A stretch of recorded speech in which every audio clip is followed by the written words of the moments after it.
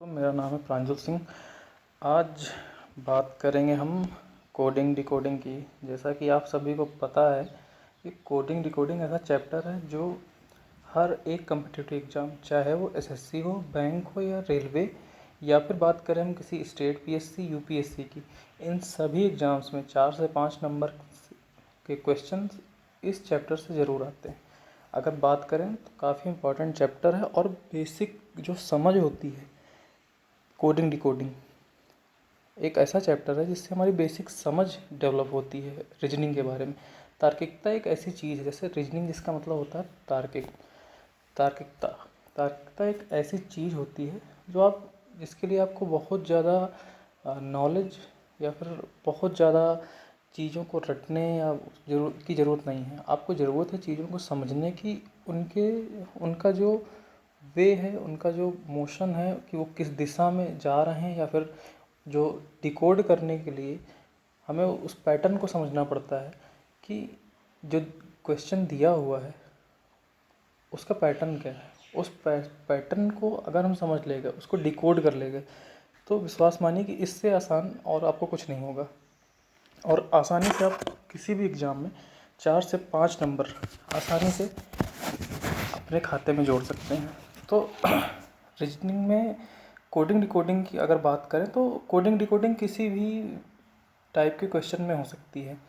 जैसे कि बात करें अल्फ़ाबेट के रूप में हो सकती है, वो कोडिंग डिकोडिंग आपके साथ जो होगी वो किसी साइन या फिर किसी मैथमेटिक्स के जो न्यूमेरिकल्स होते हैं उनके रूप में हो सकती है। तो आइए शुरुआत करते हैं कोडिंग डिकोडिंग का ये पहला सेगमेंट, जिसमें हम जानेंगे कि जो वर्ड्स हैं, अंग्रेजी वर्णमाला के जो वर्ड्स हैं उनकी रैंकिंग क्या है, मतलब वो कौन से स्थान पे आते हैं, चाहे वो फॉरवर्ड रैंकिंग हो या बैकवर्ड रैंकिंग। उनकी रैंकिंग के बारे में आइए समझते हैं। और दोस्तों, आप मेरे साथ यूँ ही बने रहिए PSR अड्डा के इस प्लेटफॉर्म पे। आपको ट्रिक के माध्यम से इतनी ईजिली प्रैक्टिस करके इतनी आसानी से मैं कोडिंग डिकोडिंग चैप्टर समझा दूंगा कि विश्वास करिए 15 दिन के समय में मैं आपको पूरा कोडिंग डिकोडिंग के सारे टाइप विद प्रैक्टिस, जिसमें प्रीवियस ईयर क्वेश्चन पेपर भी होंगे जो मैं सॉल्व करवाऊँगा, उनके साथ मैं आपको कंप्लीट करवा दूँगा। और विद फन सीखेंगे, वो भी मस्ती के साथ, बिना टाइम के। ज़्यादा टाइम नहीं लगेगा। आइए शुरुआत करते हैं। जैसे कि अगर हम बात करें कि अल्फ़ाबेट की रैंकिंग, तो जो अल्फ़ाबेट की रैंकिंग होती है देखेंगे तो सभी को पता है कि ABCDEFGHIJKLMNOPQRSTUVWXYZ। तो अगर हम बात करें तो हम में से सभी को इतना तो पता ही होगा कि A पहले स्थान पे आता है, B C और D ये दूसरे तीसरे चौथे नंबर पे आते हैं। तो मैक्सिमम लोग जो होते हैं उनको ये चीज़ याद होती है कि पहले 4 नंबर जो हैं अल्फ़ाबेट रैंकिंग में वो ABCD हैं, और लास्ट में मैक्सिमम लोगों को ये भी याद होता है कि XYZ। मतलब जो पहले स्थान पे जो लास्ट में जो है XYZ, सभी एक आम बोलचाल की भाषा में हम लोग XYZ ज़रूर बोलते हैं। तो सबको मैक्सिमम लोग जो कम्पिटिटिव एग्ज़ाम की तैयारी कर रहे हैं या फिर जिन्होंने अंग्रेजी वर्णमाला पढ़ी है उनको ये चीज़ ज़रूर याद होगी कि XYZ यानी कि 24, 25, 26 मैक्सिमम लोगों को याद होगी। तो इस वर्णमाला का जो अंग्रेजी वर्णमाला है, इसका जो क्रम है, इसको एक ट्रिक के माध्यम से कैसे याद करेंगे आइए मैं आपको बताता हूँ। तो बात करें अगर हम A B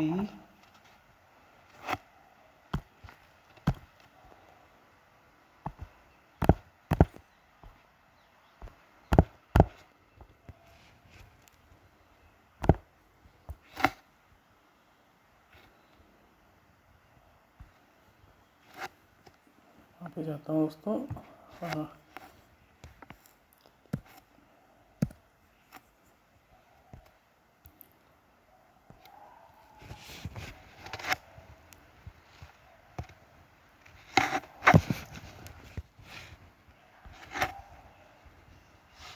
जैसे कि हम बात करें ए,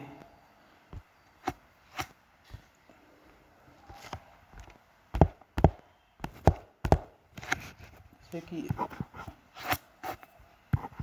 ए है, ए की रैंकिंग 1 है, बी की 2 है, सी की 3 और डी की 4। ये तो मैक्सिमम लोगों को याद है।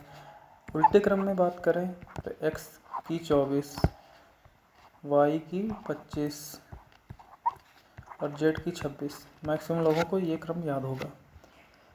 अब बीच के जो बचे हुए ये 21 वर्ड है, इनको याद करने की क्या ट्रिक रहेगी, क्या अप्रोच रहेगा, ये मिल के बात करते हैं इसके बारे में। तो जैसे कि हम देखेंगे कि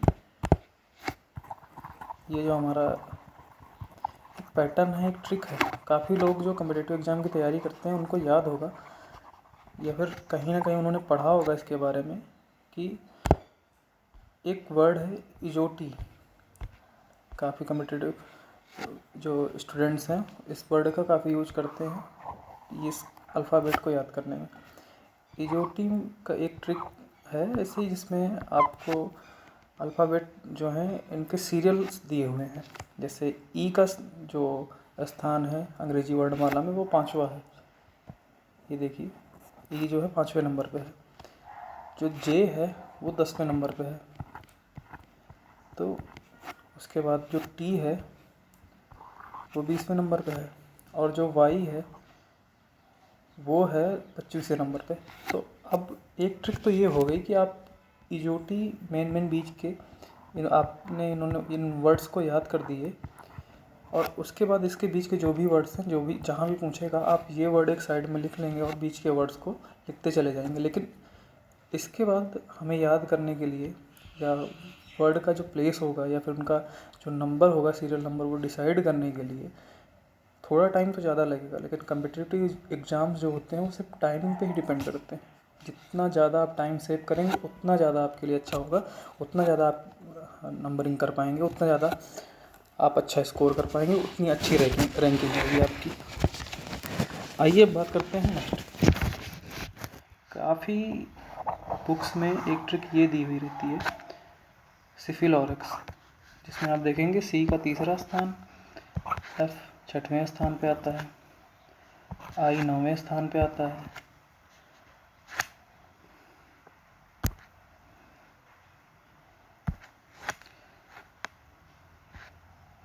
और जो एल है वो आएगा 12वें स्थान पे, ओ 15वें स्थान पे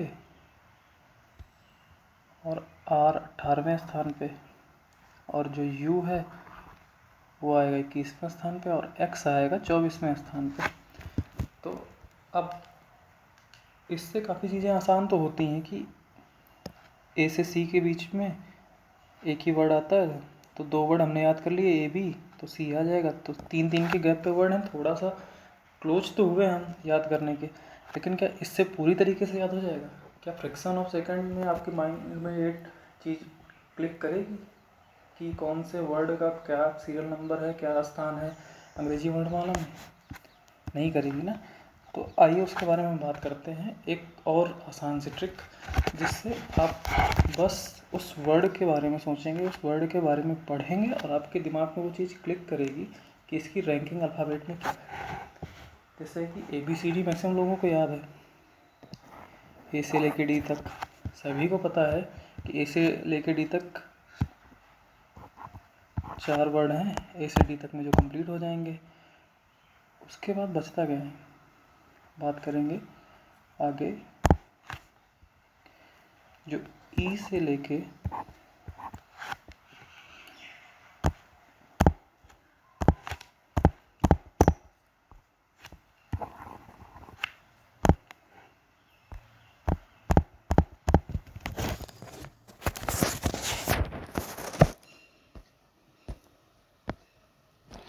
अब हम बात करेंगे जो ई से लेके जो डब्लू के बीच में जो वर्ड्स आते हैं इनकी रैंकिंग कैसे याद करेंगे, ये देखते हैं। तो जो ई है दोस्तों, आपको याद होगा ये 5वें नंबर पे आता है, और F 6वें नंबर पे, F6। अगर हम याद करें ऐसे, F6 एक मूवी आई थी जिसका नाम है फास्ट एंड फ्यूरियस, उसकी कई सारी सीरीज़ हैं। और आप अगर ऐसे याद करें, फास्ट एंड फ्यूरियस 6, मैं एग्ज़ाम देने गया था, उसके एक दिन पहले मैंने फास्ट एंड फ्यूरियस 6 मूवी देखी। F6 मतलब फास्ट एंड फ्यूरियस 6वें स्थान पे है, फास्ट एंड फ्यूरियस 6 मतलब F6 मतलब फास्ट एंड फ्यूरियस 6, यानी कि F 6वें स्थान पे आता है। अगर थोड़ा सा दिमाग पे आप प्रेशर डालेंगे या बस फास्ट एंड फ्यूरियस 6 याद रख लेंगे, कहीं लिख के ये नोट कर लीजिए फास्ट एंड फ्यूरियस 6। आप जब भी पढ़ेंगे, डेली अल्फ़ाबेट प्रैक्टिस करने स्टार्ट करते हैं, जैसे आप इसकी कोडिंग डिकोडिंग की 2 मिनट का काम है, आप एक बार फिर से सारे रिवाइज़ कर लीजिए। डेली 2 मिनट दीजिए इस चीज़ के लिए। एक वीक के अंदर आपको ये चीज़ आपके माइंड में क्लिक करने लगेगी, कौन से वर्ड का क्या स्थान है अल्फ़ाबेट में, उसका सीरियल नंबर क्या है, वो चाहे सीधे हो चाहे बैकवर्ड हो। तो फास्ट एंड फ्यूरियस 6, फिर उसके बाद आता है आपका जी को अगर आप ध्यान से देखेंगे यहाँ पे, तो जी बनाते कैसे, उसमें कहीं ना कहीं हम एक 7 जैसा आकार बनाते हैं कि नहीं। G7 अगर ध्यान से देखेंगे तो जी में एक 7 जैसा आकार बनता है ना, जो इसकी लास्ट की ये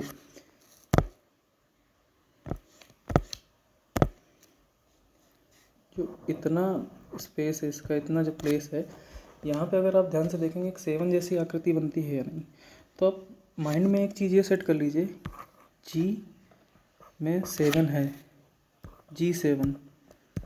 G7 एक मीटिंग होती है 7 देशों की, याद कीजिए। जैसे अभी इंडिया में G20 हुआ है, वैसे G7 की भी मीटिंग होती है। तो याद करिए G7, ऐसे अपने दिमाग में इस चीज़ को ऐसे रख लीजिए, G7 की एक मीटिंग में इंडिया फर्स्ट नंबर पर है। बस अपने दिमाग को आपको यकीन दिलाना है, ये G7 की मीटिंग इंडिया में हुई, जिसमें आप 7 दोस्तों के साथ 7 बजे सुबह पहुंच गए। G7 की मीटिंग में आपको बुलाया गया, जिसमें आप 7 दोस्तों के साथ 7 बजे सुबह पहुंच गए। अपने माइंड में बार बार ये चीज़ रिपीट कीजिए, और डेली 2 मिनट के टाइम देके आप जैसे जैसे मैं बता रहा हूँ वैसे कोडिंग डिकोडिंग चैप्टर स्टार्ट करने के साथ आप सुबह या फिर जब भी आप स्टार्ट करते हैं पढ़िए। देखिएगा आपको कुछ दिन में 6-7 दिन के अंदर आपको ये पूरी अंग्रेजी वर्णमाला का सीरियल आपको रटा हुआ नज़र आएगा। फिर अब हम बात करते हैं इसमें H की। अगर आप H को ध्यान से देखेंगे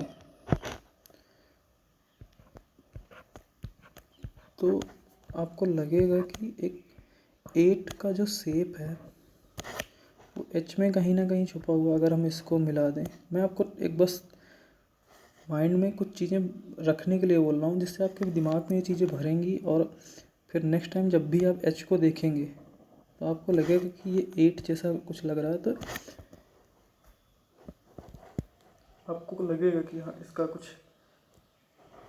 8 से रिलेशन है। आप जब भी देखेंगे H8, और एक वर्ड होता है अंग्रेजी में हाइट,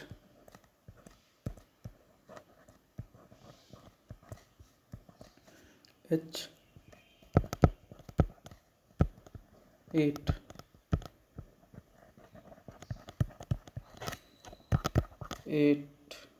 H8 हाइट, ये चीज़ आप दिमाग में रख लीजिए।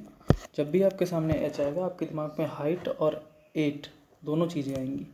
बस 2 दिन प्रैक्टिस कर लीजिएगा, उसके बाद अपने आप आपको H8 और हाइट दोनों वर्ड याद हो जाएंगे, जिससे जब भी आपके सामने H आएगा आपको आसानी से याद आ जाएगा कि H जो है अंग्रेजी वर्णमाला में 8वें स्थान पे आता है। अब बात करते हैं I की।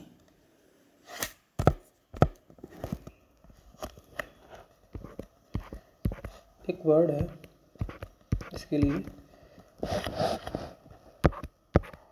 I know you from 21 days, मतलब आप अगर देखेंगे I know you 21 days, I know you from 21 days, तो अगर आप देखेंगे अभी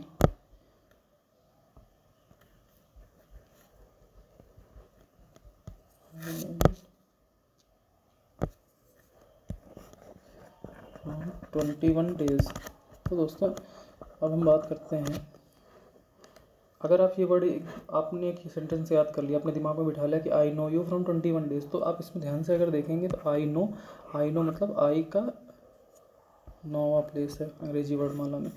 यू फ्रॉम 21 डेज, यू का देखेंगे सीधे क्रम में यू का स्थान 21वां है, तो I know you from 21 days, इसमें दो वर्ड आपके कवर हो जाएंगे, आई और यू। इससे आपको जब भी आपके सामने आई और यू आएगा, I know you from 21 days, I know you from 21 days, आप 2-4 बार प्रैक्टिस करेंगे, आपके दिमाग में चीज़ सेट हो जाएगी और आपके दिमाग में फिर आई यू दोनों का प्लेस क्लियर हो जाएगा अंग्रेजी वर्डमाला में। I know you from 21 days, personally मैं अपना बताऊँ तो मुझे ऐसे ही याद है, जब भी मेरे सामने आई और यू आता है तो मेरे दिमाग में यही वर्ड आता है, I know you from 21 days. आप कुछ भी सोच सकते हैं, अगर आपके दिमाग में ऐसा कुछ है नया कोई वर्ड, इसको सोच के आपके दिमाग में कुछ ऐसा आता है कि हाँ वो आपकी मेमोरी से जुड़ा हुआ है। जैसे मेमोरी की अगर हम बात करें तो किसी चीज़ को हम कैसे सीखते हैं, या तो उसको देखते हैं, या फिर जैसे हम इंद्रियों की बात करते हैं, हमारी कितनी इंद्रियां होती हैं? 5। उन इंद्रियों के माध्यम से हम किसी चीज़ को महसूस करते हैं, सीखते हैं, अपने निजी जीवन में उतारते हैं। तो अब जैसे किसी चीज़ के बारे में हम कैसे सीखेंगे? उसको टच करके, उसको देख के, उसको सुन के, या फिर उसके बारे में बोल के, या फिर उसका टेस्ट करके। तो यहाँ पे हम अगर बात करें तो हम यहाँ पे इन चीज़ों को जितना ज़्यादा रिपीट करेंगे, जितना ज़्यादा सुनेंगे, जितना ज़्यादा देखेंगे, जितना बार बार ये चीज़ें हमारे दिमाग के, हमारे नज़रों के सामने से गुजरेंगी, उतना ही ज़्यादा हमारे माइंड में ये चीज़ें फिक्स होती जाएंगी। ऐसा नहीं कि आपने आज पढ़ा और उसके बाद छोड़ दिया, फिर आप 2 साल बाद जब देखेंगे तो आपके दिमाग में फिर से ये चीज़ें आएंगी। देखिए, पहली चीज़ तो ये कि अगर आपको सक्सेस होना है लाइफ में, तो सफलता का कोई शॉर्टकट नहीं होता, चीज़ें आपको प्रैक्टिस करनी ही पड़ेंगी। Practice makes a man perfect. आप जितना ज़्यादा प्रैक्टिस करेंगे इस चीज़ की, उतना ज़्यादा अच्छे से आपके दिमाग में चीज़ें सेट होती जाएंगी। जितना ज़्यादा आपकी चीज़ें दिमाग में सेट रहेंगी, कोई शॉर्टकट की ज़रूरत नहीं है। जितना ज़्यादा आपके दिमाग में चीज़ें सेट रहेंगी, उतना ही अच्छा आप परफॉर्म कर पाएंगे पेपर में, क्योंकि पेपर का प्रेशर, साथ में आपका माइंड उस प्रेशर में कितना अच्छा काम करता है, ये डिपेंड करता है कि आपने कितना ज़्यादा प्रैक्टिस की है उस चीज़ की।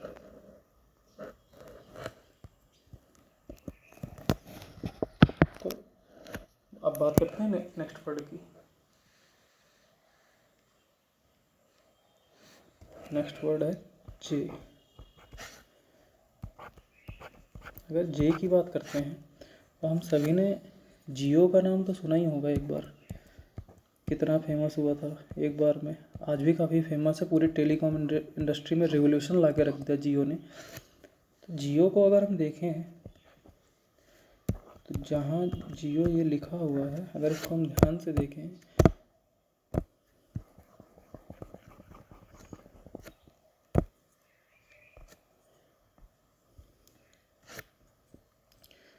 इसमें जो जे है उसके सामने जियो में आई ओ जो है, अगर इसको ध्यान से देखें तो 10 जैसा नहीं लग रहा। जे की जब भी बात आए तो J for Jio, J for Jio, J for Jio. एक कम्पिटिटिव स्टूडेंट होने के नाते आपको ये चीज़ें दिमाग में रखनी चाहिए, आपके लिए अच्छी फ़ायदेमंद रहेंगी। जे फॉर जियो मीन्स J10, यानी कि जे का प्लेस 10वां है। J for Jio J10, J for Jio J10, J for Jio. चाहे तो आप इजोटी से भी जे का प्लेस क्लियर कर सकते हैं, लेकिन कॉम्प्लेक्सिटी आपके दिमाग में, गूढ़ता जो है वो ज़्यादा रहेगी।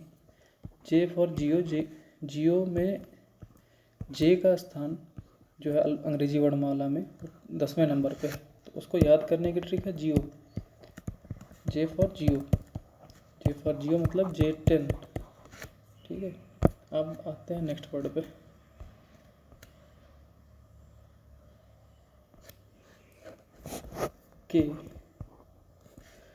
के को अगर फिर से हम स्ट्रक्चरल बेस पे अगर हम देखें तो के कैसे बनता है, एक ये, उसके बाद जैसे ये इतना जो ये इसका ये जो पोर्शन है, अगर आप इसको ध्यान से देखेंगे तो ऐसा महसूस नहीं हो रहा जो दो टूटी हुई लाइनों को एक करके बनाया गया है। तो अगर इन दोनों टूटी लाइनों को हम एक कर देंगे तो 11 जैसी आकृति नहीं बनेगी। तो के को याद करने के लिए आप चाहे इस ट्रिक का यूज कर लें, K11, या फिर एक टीम है IPL में, किंग्स 11 पंजाब। किंग्स 11 पंजाब, जब भी आपसे के का स्थान पूछा जाए आपके दिमाग में किंग्स 11 पंजाब, किंग्स 11 पंजाब अगर ये आ जाएगा तो आपके दिमाग में ऑटो में ये आ जाएगा कि के का स्थान 11वां है, किंग्स 11 पंजाब, किंग्स 11 पंजाब, के फॉर किंग्स 11, के फॉर किंग्स 11। ठीक है, अब बात करते हैं यहाँ पे नेक्स्ट वर्ड की, जो है एल। एल के बारे में अगर हम बात करें यहाँ पे तो देखेंगे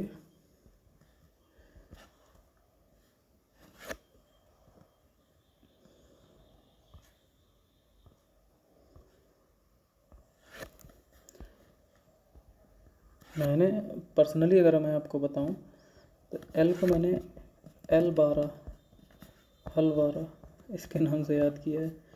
हलवारा एक जगह है पंजाब में, मैं गया हूँ वहाँ पे इसलिए बोल रहा हूँ। तो L12 हलवारा मैंने पर्सनली ऐसे ही याद किया। बाकी तो आप ये सिफिलॉरक्स के अगर देखेंगे क्रम को तो उसमें आप देखेंगे कि हाँ जो चौथे स्थान पे सिफिलॉरक्स ट्रिक में एल आ रहा है, तो चौथे स्थान पे आ रहा है मतलब 12वें स्थान पे एल आएगा। तो L12 हलवारा, L12 हलवारा अगर आप ऐसे देखेंगे तो L12 हलवारा मतलब एल का अंग्रेजी वर्णमाला में सीधे क्रम पे 12वां स्थान है। उसके बाद अब बात करते हैं हम एम की। गाना सुना है आप सभी लोगों ने, मुझे लगा हम सब ने सुना होगा, मैं तेरा। इसमें सिंगर कहता है मैं तेरा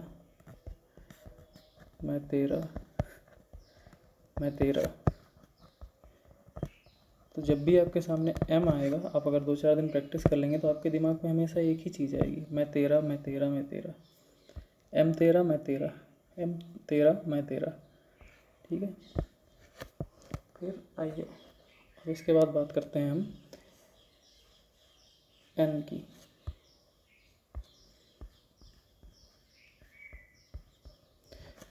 अगर हम यहाँ पे इंटरेस्टिंग फैक्ट की बात करें तो जो एन है वो एम का अपोजिट है। देखा जाए तो एम का अपोजिट जो है वो एन है, और दोनों अंग्रेजी वर्णमाला में एक दूसरे के साथ में आते हैं। एम में 13 एन 14, एम 13 एन, MNOP सभी को याद होगा, मैक्सिमम लोगों के MNOP ऐसे याद रहता है, MNOP MN तो मैक्सिमम मुझे लगता है जिसने भी अंग्रेजी पढ़ी सबको याद होगा MN। तो MN का मतलब हुआ कि M अगर 13 है तो N तो ऑटो में ही मतलब 14वें स्थान पे आ जाएगा, 14 नंबर पे आ जाएगा। फिर आगे बात करते हैं हम ओ की। अगर इजोटी को आप देखोगे यहाँ पे तो यहाँ पे आपको साफ साफ दिखेगा कि ओ इजोटी में JO 5-5 के गैप पे हैं, ओ मतलब 15वें स्थान पे। MNOP 13 14 15 16। तो चाहे आप इजोटी से याद कर लें या ऑटो में ही MNOP 13 14 15 16 ऐसे ही याद कर सकते हैं, एक साथ में याद हो जाएगा। जैसे ABCD वैसे MNOP, ABCD 1 2 3 4, MNOP 13 14 15 16, उधर XYZ 24 25 26। तो आपको 4 8 और 3 11, 11 वर्ड तो आपको ऐसे ही याद हो जाएंगे। अगर आप एक रटते हुए भी जाएंगे तो आपको ये दिखेगा कि ABCD MNOP XYZ, आप ये 3 प्लेस याद कर लीजिए। ABCD 1 2 3 4, MNOP 13 14 15 16, XYZ 24 25 26। आपके हो गए 11 वर्ड, बचे कितने? 15 वर्ड। 15 वर्ड में आपको थोड़ा थोड़ा सा बस प्रैक्टिस करना है, आपके दिमाग में चीज़ें बैठती चली जाएंगी। MNOP ABCD XYZ, आप इनको याद करते चले जाइए। 1 2 3 4 13 14 15 16 और 24 25 26, बस। इसके बाद बचे हुए 15 वर्ड आप ट्रिक से आराम से याद कर लेंगे। फिर उसके बाद करते हैं P16। अगर आपको थोड़ा सा करंट अफेयर या जीके का नॉलेज होगा तो याद होगा कि पठानकोट एयरबेस है जहाँ पे 2016 में अटैक हुआ था। बीजेपी की गवर्नमेंट थी, पठानकोट 2016 का अटैक हुआ था। तो 2016 मैं इस चीज़ को ऐसे याद करते हैं कि पठानकोट 2016, P16 पठानकोट 16, P16 पठानकोट 16, या फिर आप MNOP 14 15 16, 13 14 15 16, MNOP 13 14 15 16, या फिर P16 यानी पठानकोट 16, ABCD MNOP XYZ। ठीक है। फिर अब बात करते हैं हम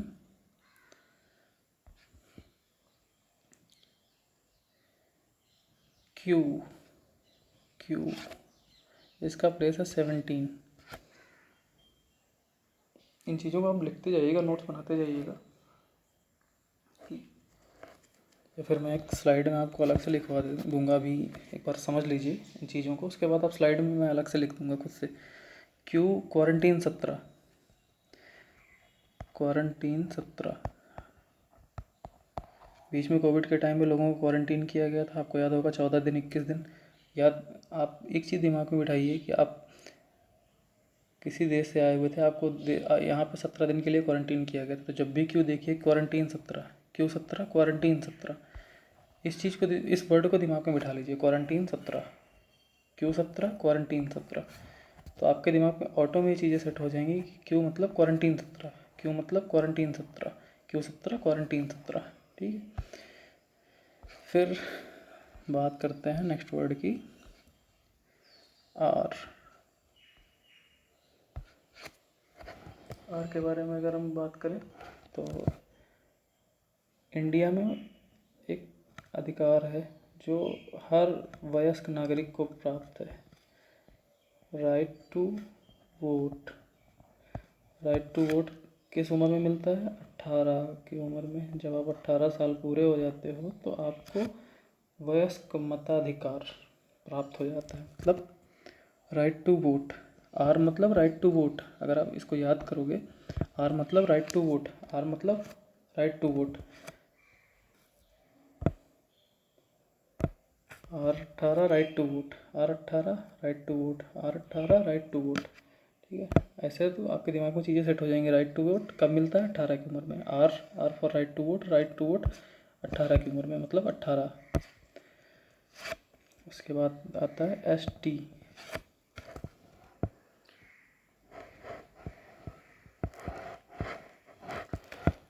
एस को याद करने का सबसे अच्छा तरीका है कि आप याद कर लीजिए कि SC ST, एस जो होता है वो टी के साथ ही आता है, ST।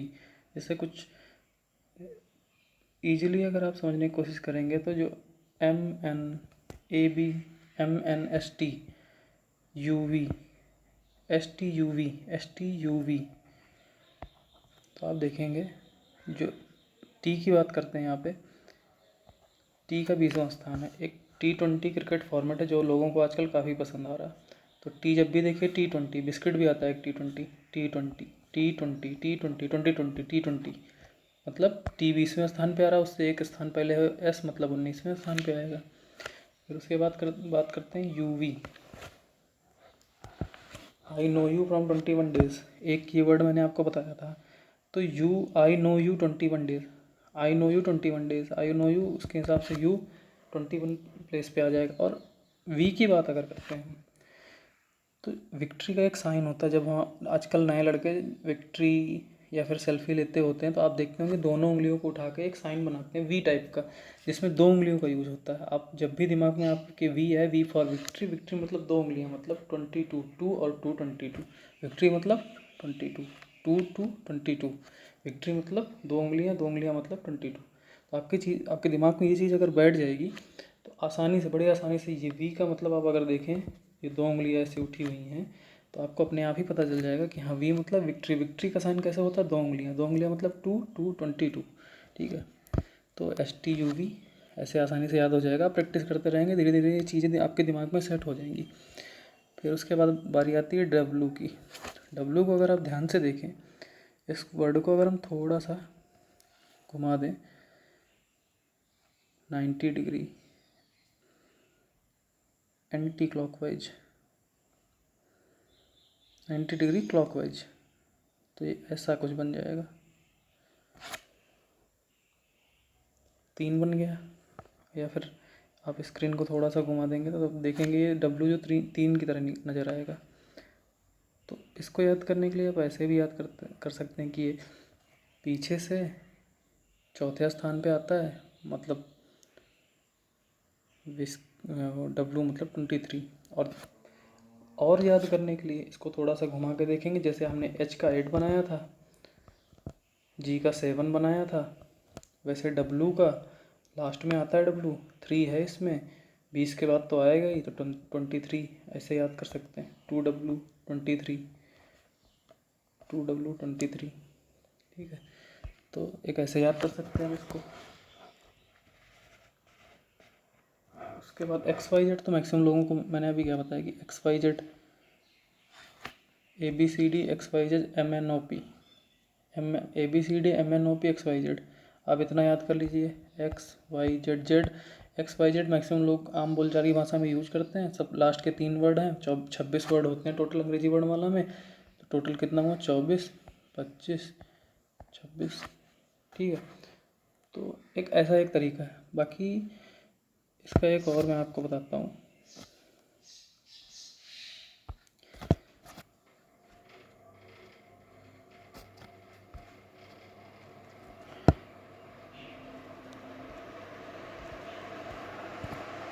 यहाँ पे आप अगर इसे देखेंगे तो आइए मैं आपको नोट करवा देता हूँ ये चीज़ें।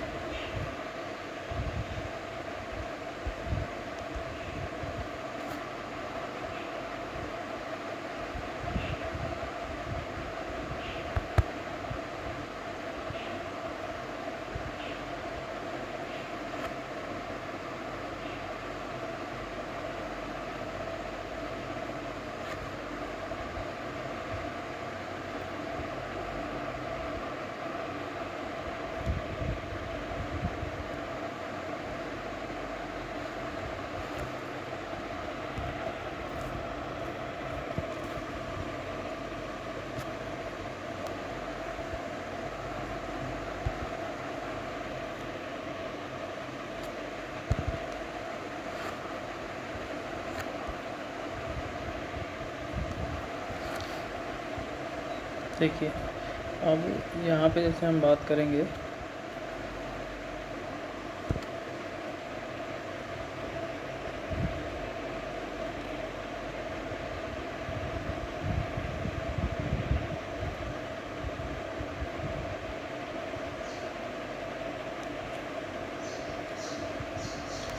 जैसे ये A है,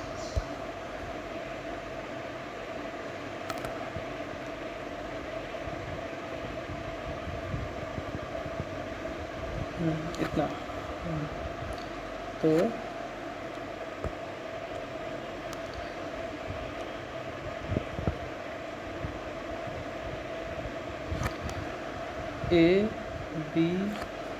ABCD 1 2 3 4 और MNOP कितना हुआ? 13 14 15 16। ठीक है, और इसके साथ में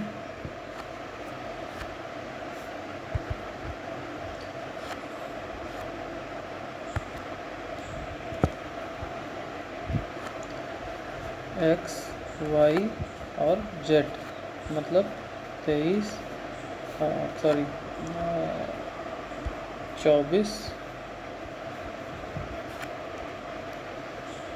25 और 26।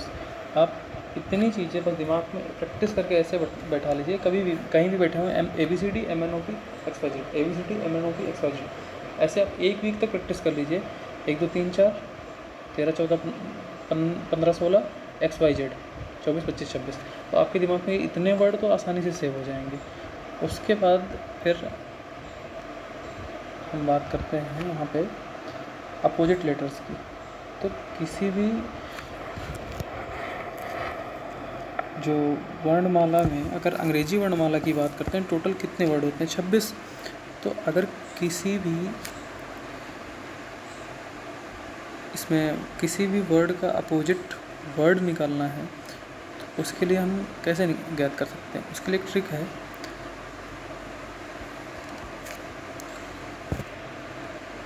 Forward ranking plus backward ranking is equal to 27। जैसे कि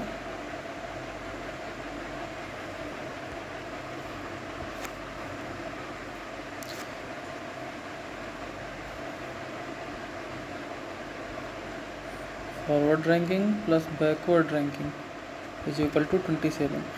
अब किसी की बैकवर्ड रैंकिंग यानी पीछे से क्या स्थान है वो निकालने के लिए 27 में से उसकी जो फॉरवर्ड रैंकिंग होगी उसको घटा देंगे तो उसकी बैकवर्ड रैंकिंग जो है वो आपको पता चल जाएगी।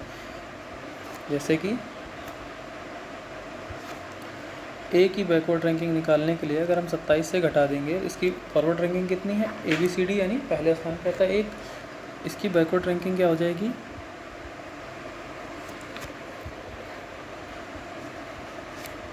26। यानी वर्णमाला के विपरीत क्रम में जब हम बात करेंगे तो ए जो होगा वो 26वें स्थान पे आएगा। ठीक है, जेड से स्टार्ट होगा ना, अगर विपरीत में हम लिखते जाएंगे Z Y X W V U T S ऐसे सोन बी और ए, तो ये ए जो होगा ये जो इधर से सीधे क्रम में पहले स्थान पे आएगा, विपरीत जो क्रम होगा इसका उल्टा क्रम जो होगा उसमें 26वें नंबर पे आएगा। तो फिर ऐसे ही बात करते हैं आगे दूसरे वर्ड्स की। किसी भी वर्ड का ऐसे इस ट्रिक से आप 27 से घटा के उसके सीधे क्रम को आप सीधे सीधे उसका जो बैकवर्ड क्रम होगा, जो उल्टा क्रम होगा वो निकाल सकते हैं। जैसे डी दूसरे स्थान पे आता है उल्टे क्रम में 25वें स्थान पे, जो सी है तीसरे स्थान पे आता है उल्टे क्रम में, ये 24वें स्थान पे आ जाएगा। डी है चौथे स्थान पे आता है उल्टे क्रम में, ये आपका आ जाएगा 23वें स्थान पे। ऐसे मतलब बस आप दिमाग में सेट कर लीजिए कि उसकी जो सीधी रैंकिंग होंगी उससे 27 से माइनस कर देंगे तो सीधे सीधे उसका अपोजिट जो वर्ण होगा, जो अपोजिट जो क्रम होगा वो आ जाएगा। तो ये बड़ी आसान ट्रिक है। बाकी आपको याद करने की कुछ चीज़ें एक और मैं बताता हूँ। एजेड आपने सुना ही होगा। एजेड ए और जेड सबको पता है, ए पहला word Z last word. Maximum लोगों को ये चीज़ दिमाग में तो होगी ही कि ए पहला और जेड लास्ट वर्ड है, इसमें ज़्यादा जोर देने की ज़रूरत नहीं पड़ेगी। बाई कुक्स, ये चीज़ एक दिमाग में बिठा लीजिए, BYCX बाई कुक्स। ड्यू माउंटेन ड्यू हम सब ने पी होगी, ड्यू के नाम पे DW याद कर लीजिए। EVFU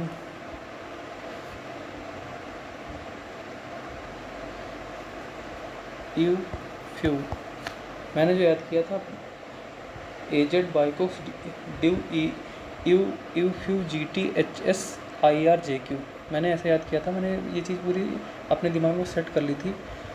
बाइकोक्स ड्यू फ्यू एजेड बाइकोक्स ड्यू फ्यू। ये साउंड आप इस साउंड को आप रटेंगे ना, ये दिमाग में आपके साउंड सेट हो जाएगा। जब कहीं भी ये वर्ड आएंगे ना आपके दिमाग में ऑटो में आ जाएगा कि एजेड बाइकोक्स ड्यू फ्यू। GT रोड के बारे में सबको पता होगा, GT HSIRJQ। मैंने ये चीज़ें एकदम रट ली थी अपने दिमाग में, और ज़्यादा नहीं, मुझे 4 दिन लगे थे। मैंने लिख लिख के इतना प्रैक्टिस की थी इसकी कि मेरे दिमाग में ये चीज़ें सेट हो गई थी। आज भी मुझे ये चीज़ें एकदम रटी हुई हैं। जैसे कि आप बात करो A Z by cooks, due, you, few, GT, HSIRJQ।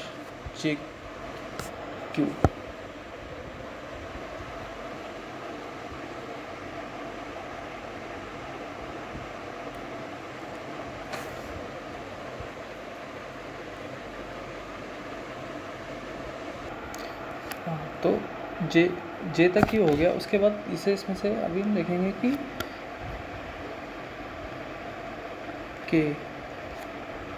के की अगर हम बात करें तो KP, उत्तर प्रदेश के जो लोग हैं या फिर आसपास के लोग जानते होंगे, KP एक बहुत ही फेमस ब्रांड है पान मसाला का। JK और लो, LO लो, और M और N ऐसे वर्ड हैं जो एक दूसरे से एक के गैप पे और एक दूसरे के अपोजिट आते हैं। तो अब अगर हम टोटली बात करें इसकी, तो यहाँ पे देखेंगे सबसे आसान तरीका मैं आपको बताता हूँ।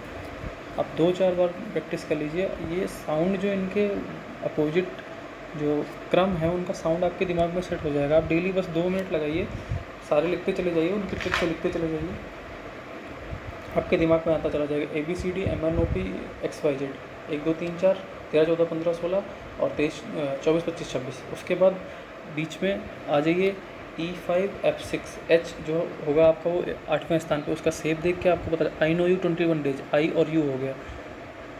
उसके बाद GO 10 मतलब J10। उसके बाद किंग्स 11 पंजाब के 11वें स्थान पे आ जाएगा।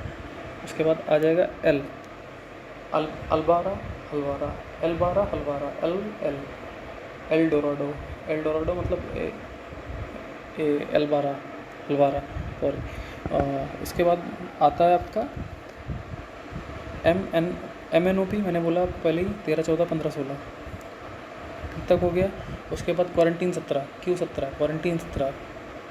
उसके बाद आता है RSTUV। आपका जो RSTUV है उसमें अगर आप ध्यान से देखोगे तो राइट टू वोट 18 साल पे राइट टू वोट है। जब आप 18 साल के होते हैं तभी आपको वोट करने का अधिकार मिलता है। राइट टू वोट मतलब R18, right to vote R18। उसके बाद बात करते हैं STUV T20 सबको याद है। T जो है 20वें स्थान पे आएगा, S आएगा 19वें स्थान पे। T20 S19 उसके बाद आता है UVWX। यू के बारे में बात करें तो उसके पहले हम वी के बारे में I know you 21 days आपने पहले ही याद कर रखा है। I know you 21 days 21 मतलब U21। उसके बाद V फॉर विक्ट्री मतलब जब हम 2 उंगलियां बना के साइन देते हैं विक्ट्री मतलब 22 V फॉर विक्ट्री मतलब 2 उंगलियां मतलब 2 और 2 22। उसके बाद W को अगर हम देखेंगे 3 के आकार का शेप है। W मतलब 3 को क्लॉकवाइज, अगर W को क्लॉकवाइज घुमाएंगे तो 3 का शेप बनेगा। 20 के बाद आएगा पीछे से इसका चौथा स्थान है, तो 20 के बाद ही आएगा। सबको दिमाग में यही होगा कि हाँ 20 के बाद ही आएगा, तो W मतलब 23। उसके बाद दूसरा आपका XYZ मैंने पहले ही बताया आपको। XYZ मतलब 24 25 26। ठीक है, आप उल्टे क्रम को ऐसे याद करेंगे। A Z by cooks, due, you, few, GT,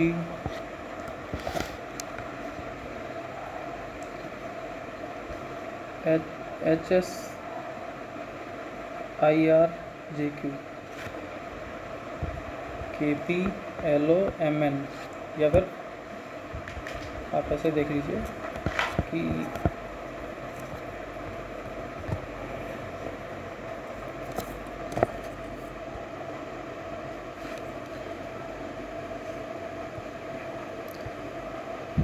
aged बाई कुक्स,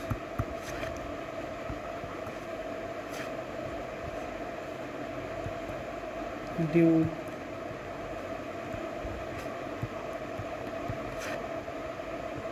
यू,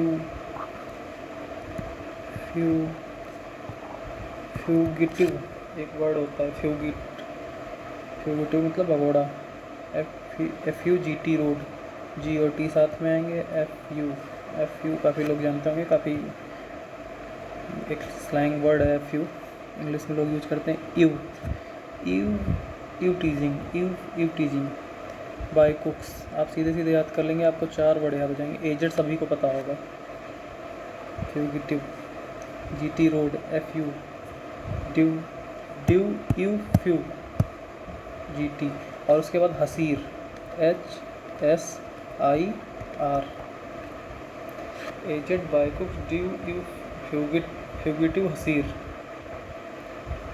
ठीक है, H के साथ SI का अपोजिट R, उसके बाद KP लोमन, ठीक है, तो KP लोमन,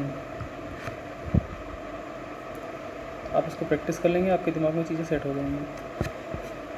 या फिर ऐसे नहीं याद हो रहा, थोड़े दिन के लिए प्रैक्टिस करिए साथ में, इसके साथ में 27 से उसकी जो सीधी रैंकिंग है, जो वर्णमाला का सीधा क्रम है, उसको घटाते रहिए, आपके दिमाग में चीज़ें सेट होती रहेंगी। प्रैक्टिस करते करते धीरे धीरे चीज़ें आपको याद हो जाएंगी, सारे क्रम जो है वर्णमाला के आपको अपने आप याद हो जाएंगे उसमें।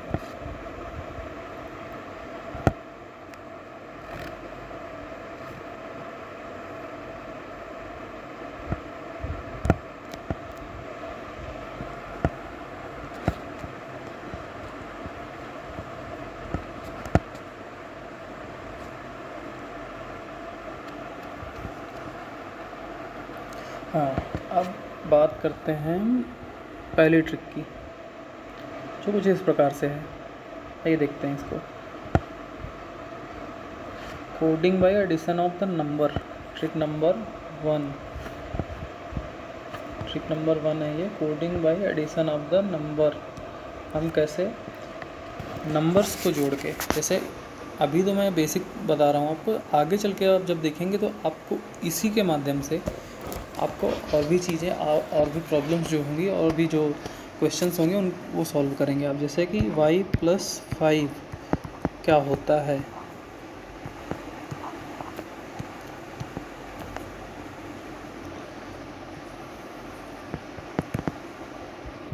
y का प्लेस क्या होता है, अभी आपने जैसे देखा XYZ, तो हम ऐसे देखेंगे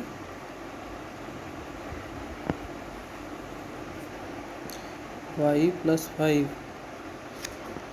y का प्लेस क्या होता है यहाँ पे, y जो होता है लास्ट से सेकंड है, XYZ मतलब 25वें स्थान पे आएगा, 25 + 5 बराबर 30, 30 का मतलब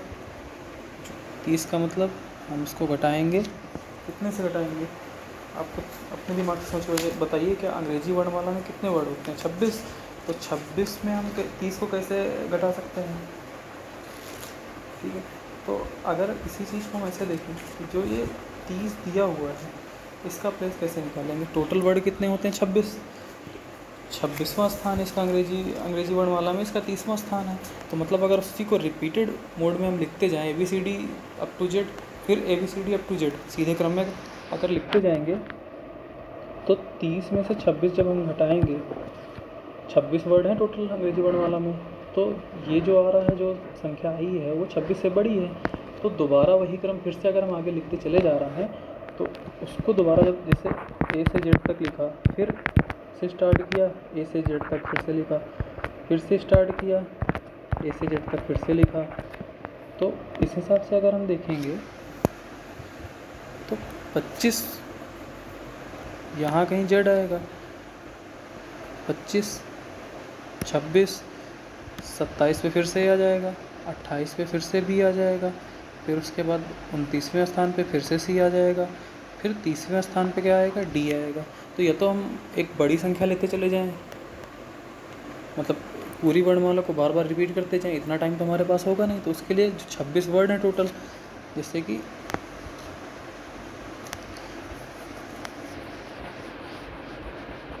अगर हम देखें हमारे पास y मतलब y जो आता है 25वें नंबर पे है, 25वें नंबर पे है। उसके बाद इसमें से हम 5 जोड़ देंगे, 30 हो जाएगा ये। अब 30वें नंबर पे रिपीटेडली वही चीज़ लिखते जा रहे हैं, तो 30वें नंबर पे अगर हम निकालने लगेंगे तो ए से लेके जेड तक 26 हो गए। फिर उसके बाद A B C D E to Z, तो ए से जेड तक ये 26 हो गया। उसके बाद इसमें हमें 5 और आगे जाना है, 1 2 3 4, और 5वां क्या होगा ई।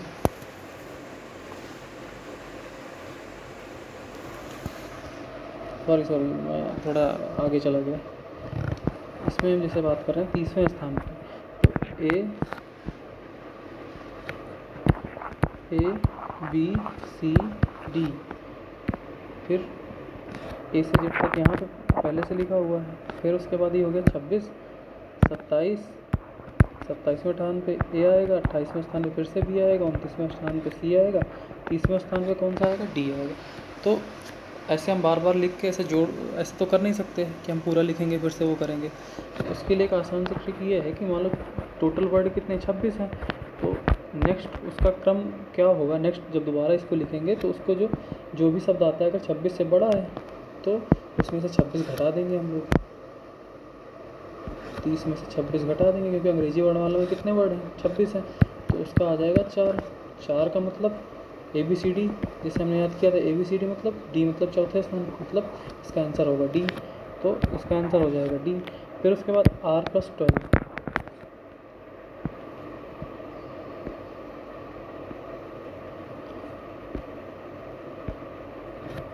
इसका आंसर हो जाएगा D।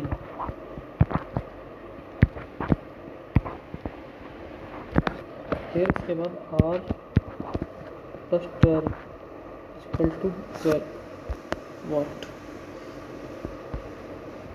R है, R का स्थान पे अगर हम बात करें तो राइट टू वोट मतलब 18 की उम्र प्राप्त होता है। राइट टू वोट मतलब R की जो प्लेस वैल्यू होगी वो कितनी है 18। 18 में अगर हम 12 जोड़ देंगे तो कितना हो जाएगा, ये बेसिक एकदम बेसिक से बता रहा हूँ। 18 + 12 = 30। 30 मतलब ये 26 से ज़्यादा है ना, 26 से बड़ी है तो 26 इसमें से घटा देंगे, मतलब कितना आएगा 4। 4 मतलब 4 का मतलब चौथे स्थान पे कौन सा आता है वर्ड, डी है। सीधे क्रम में चौथे स्थान पे डी आता है, तो इसका भी आंसर क्या होगा, डी होगा।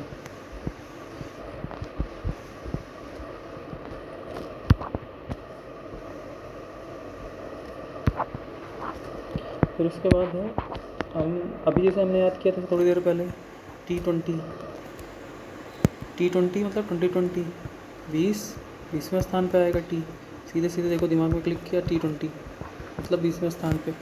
20 + 15 35, 35 मतलब 35 में से 26 घटा देंगे, क्योंकि टोटल वर्ड कितने 26 हैं। 26 के बाद दूसरी अगर वर्णमाला फिर से ये लिखना शुरू करेंगे तो ये आपका यहाँ पे पूछेगा कितना 9, मतलब 9 I know you from 21 days, मतलब आई का जो प्लेस है वो 9वें स्थान पे है।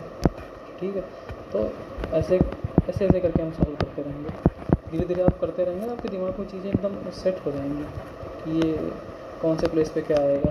जैसे T+15 तो मतलब 20 + 15 35, ऐसे बिना पेन चलाए भी आप कर सकते हैं।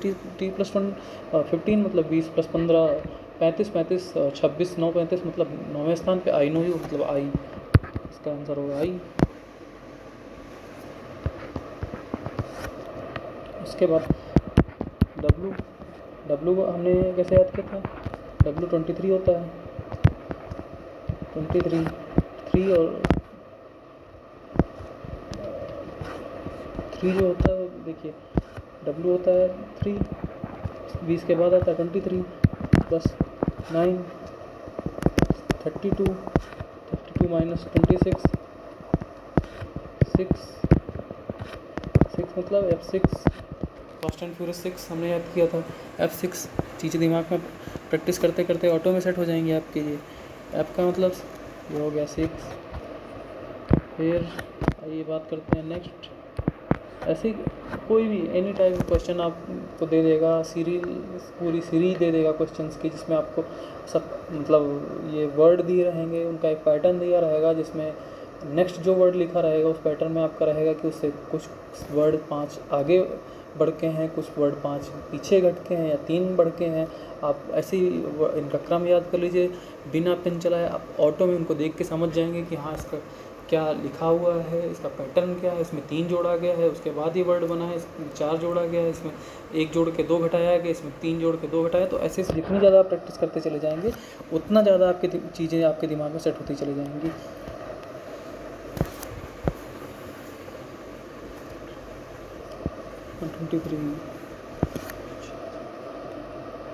मतलब एफ, ठीक है। तो जेड आपका आ गया 26 XYZ 24 25 26 26 5 31 माइनस 26 कितना आया 5 आया। 5 मतलब E5 मतलब इसका आंसर क्या होगा E होगा। ठीक है, तो ऐसे ही धीरे धीरे हमें चीज़ें सेट होती जाएंगी। फिर आगे अब बात करते हैं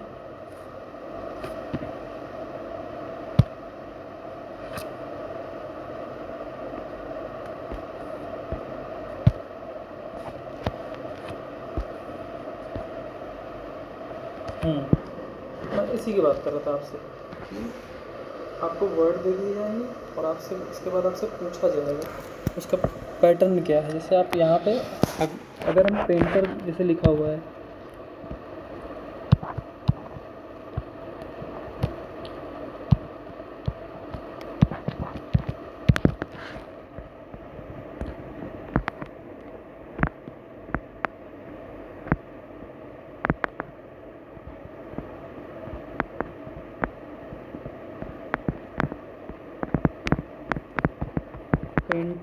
पेंटर को एक भाषा में तो ऐसे लिखा गया है, उसी शब्द को दूसरी भाषा में SCLPWGU ऐसे लिखा गया।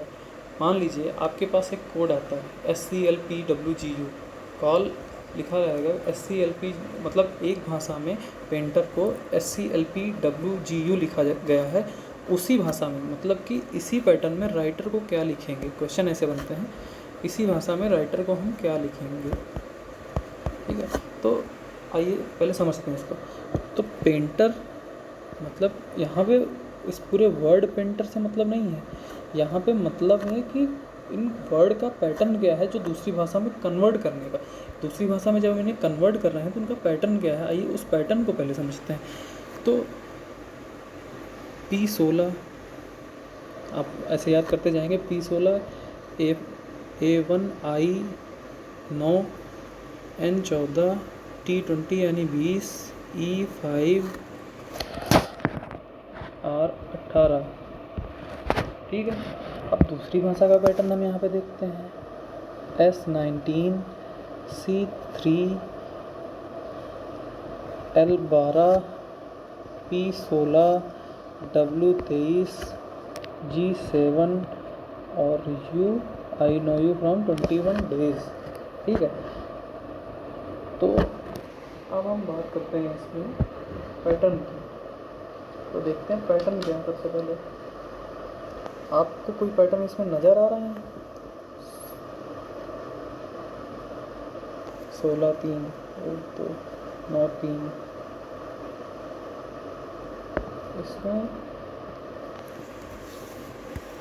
क्या कोई गलती नज़र आ रही है इसमें, या ये पूरा पैटर्न ही गलत नज़र आ रहा है आपको? तो 16 के आगे तो 3 है +3, 1 के आगे यहाँ पे देखिए जैसे 1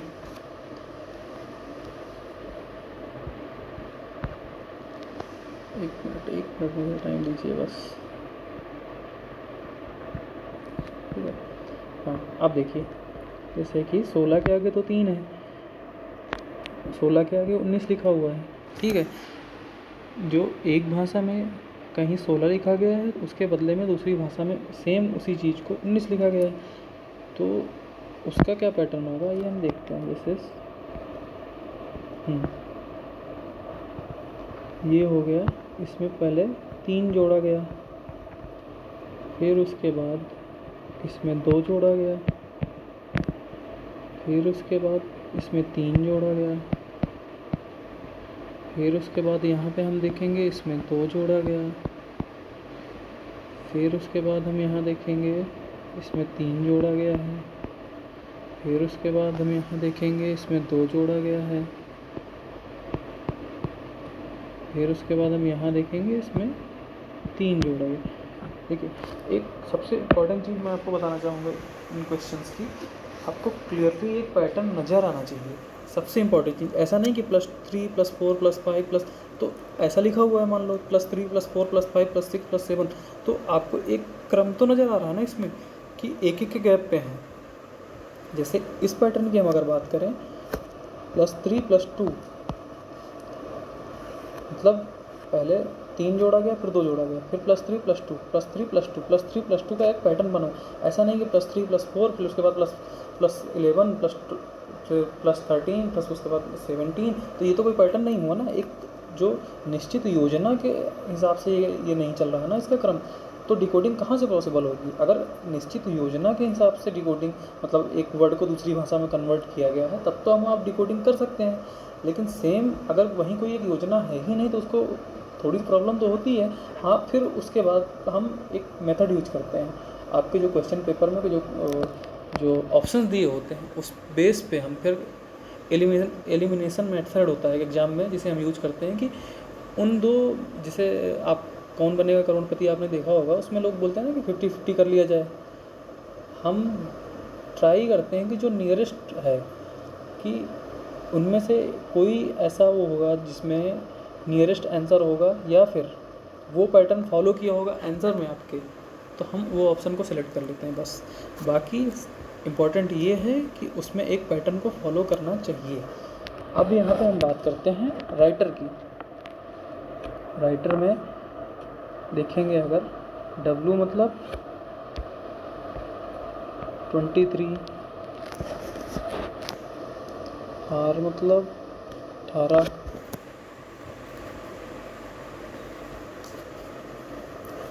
I नो यू, I मतलब 9, T20, T20, E5, R18। Pattern क्या है आइए देखते हैं। +3 पहले में 3 +2 +3 +2, कितने वर्ड हैं? 1 2 3 4 5 6, 1 2 3 4, फिर +3 फिर +2। इससे क्या वर्ड बनेगा? W पे 3 23 3 26, 26 मतलब 26वें स्थान पे आएगा Z, ठीक है। उसके बाद 18 और 2 20, 20 मतलब T20 T आएगा। फिर उसके बाद 9 में 3 जोड़ेंगे 12, 12 मतलब L 12। फिर उसके बाद T20, 20 में 3 जोड़ेंगे 23, 23 मतलब W। उसके बाद E मतलब 5 + 3 = 8, 8 मतलब H। उसके बाद R18, 18 + 2 20, T20 T। तो आंसर हमारा क्या होगा? आंसर ये होगा ZTLW, ठीक है। तो इसका राइटर का आंसर क्या होगा? ZT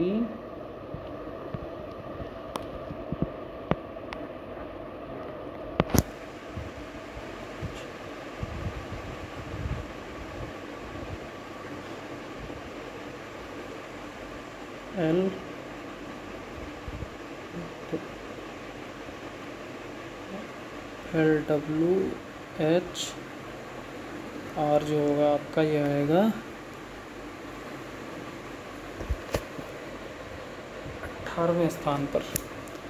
18 और 2 20 यानी T20 ZTLW H8। फिर आपको यहाँ पे एक दिया हुआ है HUSK।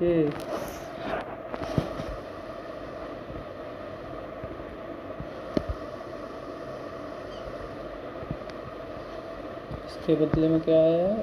LAZR। आइए पहले इनकी रैंकिंग लिख लेते हैं। H8 U21 S19 K11 L12 A1 Z26 R18। देखिए पैटर्न, क्या पैटर्न है यहाँ पे, +4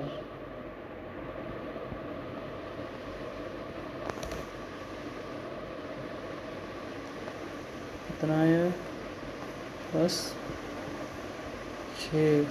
अगर A1 है तो इसका 27 भी तो है अगर अपोजिट उसमें देखेंगे तो। उसके बाद S19 7 बाद K11 +7।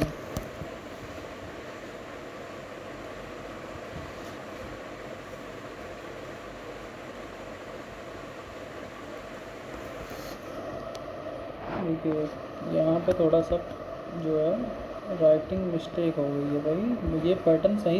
देखिए अभी हम क्या बात कर रहे थे, एक क्लियर पैटर्न होना चाहिए यहाँ पे LAZR जो है वो क्लियर पैटर्न में है ही नहीं पूरे क्वेश्चन में। तो आप इस पैटर्न के हिसाब से इस क्वेश्चन का आंसर नहीं दे पाएंगे, क्योंकि यहाँ पे कोई ऑप्शन तो दिया हुआ नहीं है। तो इसमें जो मिस्टेक है वो है, इसकी जगह पे है LZYR।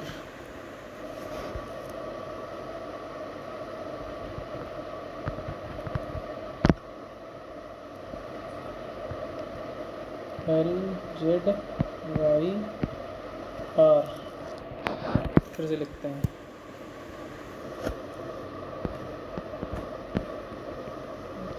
इसकी जगह है LZYR। फिर जितना आप प्रैक्टिस करेंगे उतना ज़्यादा चीज़ें आपके दिमाग में सेट होती चली जाएंगी। H8 U21 S19 K11 L12 Z26 Y25 R18। ठीक है, पैटर्न देखिए अब क्या है इसमें, HZ +4 +5 SY है मतलब 19 और 25 +6 और K के साथ क्या है R मतलब +7 +5 +4 +5 +6 +7। मतलब जो ऐड है, एडिशन का जो क्रम है, जोड़ने का क्रम में एक संख्या बढ़ती जा रही है, जोड़ने के क्रम में एक संख्या बढ़ती जा रही है। फिर इस हिसाब से हम सीरियल को कैसे लिखेंगे। अगर हम सीरियल की बात करते हैं, इस हिसाब से हम सीरियल को लिखेंगे।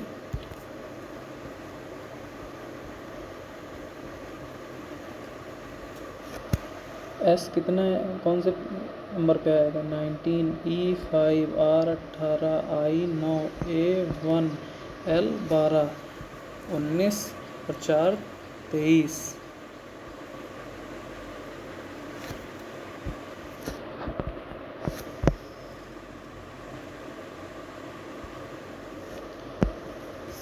सीरियल 19 5 18 9 1 और 12। इसको यहाँ पे लिखेंगे हम 19 + 4 कितना हुआ, 4 23 23 मतलब W E + 5 5 5 + 5 10। देखो यहाँ पे हम एक बार लिख लेते हैं याद करने के लिए, 4 5 और यहाँ पे 6, एक का बढ़ते क्रम में जोड़ते जाएंगे ना, 8 + 9। फिर उसके बाद 5 5 5 10 10 मतलब कौन सा वर्ड आएगा यहाँ पे, J10 जियो याद होगा आपको। 18 और 6 24 24 मतलब यहाँ पे कौन सा वर्ड आएगा हमारा, XYZ मतलब X 24। फिर उसके बाद I know you I 9 + 7 16 16 के स्थान पे कौन सा वर्ड आता है अंग्रेजी वर्ड माना था, पठानकोट 16, P16, A1, 1 + 8 9, 9 मतलब आई नो यू, 21 डेज, 12 9 21, 21वें स्थान पर कौन आएगा, यू, यू 21। इसका आंसर क्या होगा, ये वर्ड होगा WJXPIU।